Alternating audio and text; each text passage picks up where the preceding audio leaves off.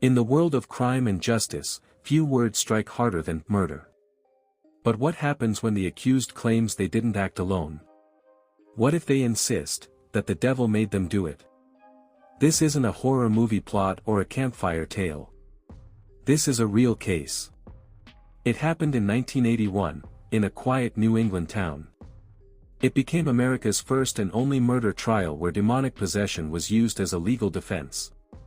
And at the heart of it all stood two names known across the globe for their paranormal investigations: Ed and Lorraine Warren. This is the true, disturbing story of Arne Cheyenne Johnson, the boy who became possessed, and the trial that made history. It began not with Arne, but with a young boy.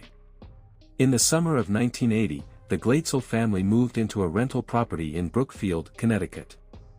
Their 11-year-old son, David Glatzel, had always been imaginative. But shortly after the move, something changed. David started complaining about a strange old man he saw in the house, a man with burnt-looking skin, dark eyes, and hooves instead of feet. The family dismissed it at first, assuming it was a child's overactive imagination. But soon, David's behavior spiraled into something far more disturbing. He began waking up screaming in the night. He claimed the old man would appear in his room and threaten to take his soul. He started having violent fits, speaking in unfamiliar voices, and even speaking Latin, a language he had never learned. The family watched in horror as their cheerful boy began to disappear before their eyes. Over time, his body showed mysterious scratches and bruises. He hissed and growled like an animal. Furniture would move on its own. Religious items in the home were destroyed or thrown across the room. Terrified and helpless, the Glatzels sought help from medical professionals, but nothing could explain David's terrifying condition. That's when they turned to the only people they believed could help, Ed and Lorraine Warren. Ed and Lorraine Warren were already famous at the time, known for their work on the Amityville horror case and countless other alleged hauntings across the United States. When the Warrens arrived at the Glatzel house, they immediately sensed a dark and malevolent force. Ed later said, "This was no ordinary haunting. It was a case of genuine possession." Lorraine, with her clairvoyant abilities, confirmed that David was under attack by multiple demonic entities. Over the next several weeks, 3 separate exorcisms were performed by Catholic priests, under the Warrens' guidance. Each ritual was brutal and emotionally draining. David would scream in agony. He levitated. He cursed. His voice would change to something inhuman. And perhaps most chilling of all, he predicted that a tragedy was coming. One of the people present during the exorcisms was Arne Cheyenne Johnson, David's sister Debbie's 19-year-old boyfriend. Arne was a kind, mild-mannered man who was close to the family and deeply protective of David. During one exorcism, as David writhed and screamed, Arne shouted into the air, challenging the demon. "Take me instead. Leave the boy alone." Those words would come to haunt him. Lorraine immediately felt the shift. Something left David, and entered Arne. She warned him, never challenge a demonic force. But the damage had been done. In the weeks after the exorcisms, David slowly began to return to normal. But Arne was no longer the same. His personality changed. He became distant and irritable. He would fall into trances, staring off into space for hours. He claimed to see a tall, demonic figure with red eyes that followed him in the shadows. He would speak in deep, guttural tones without realizing it. Debbie noticed it too. She later said, "There were moments when Arne didn't seem like Arne anymore. It was like something else was looking out from behind his eyes." At one point, Arne crashed his car into a tree. He claimed he had seen the demon standing in the road.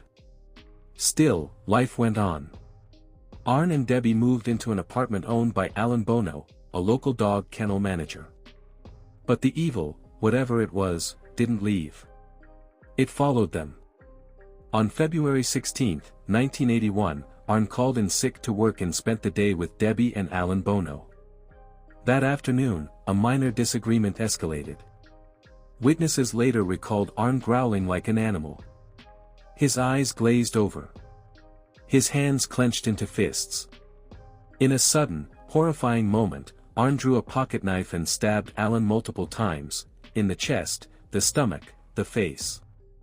Alan Bono collapsed and bled to death. And just like that, the nightmare turned into murder. Arne fled the scene, confused and disoriented. He was found hours later wandering aimlessly in the woods. When he was arrested, he reportedly said, "It wasn't me. It was the beast." When the news of the murder broke, it was already a tragedy. But it became a national sensation when Arne's defense attorney, Martin Minella, announced an unprecedented legal strategy. He would argue that Arne was possessed by a demonic force at the time of the killing.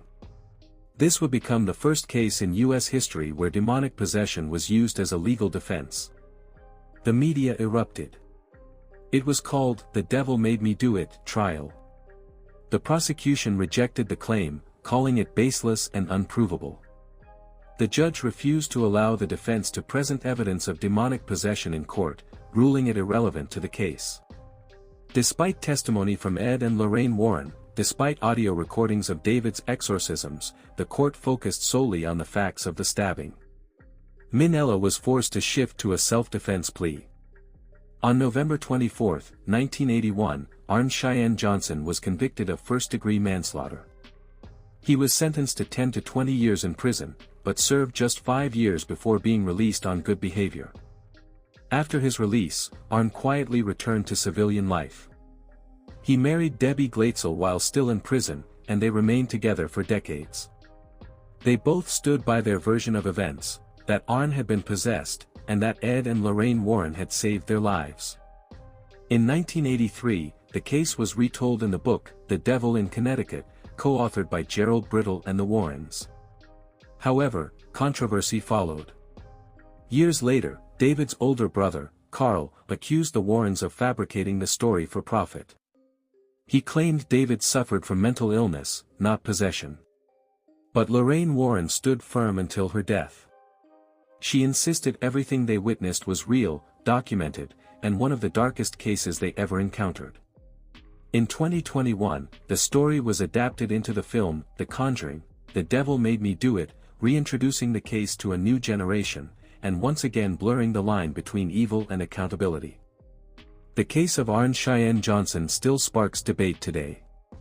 Was it a true case of demonic possession? Or a tragic example of belief blinding reason? Ed and Lorraine Warren dedicated their lives to uncovering the hidden forces of darkness. And in this case, they stood not just in haunted houses, but in a court of law. For some, this case remains proof that evil isn't always human. For others, it's a chilling example of how fear and faith can shape reality. But one thing is certain. The words, "The devil made me do it," will forever echo in American legal history. And behind those words, is a story that will haunt us forever.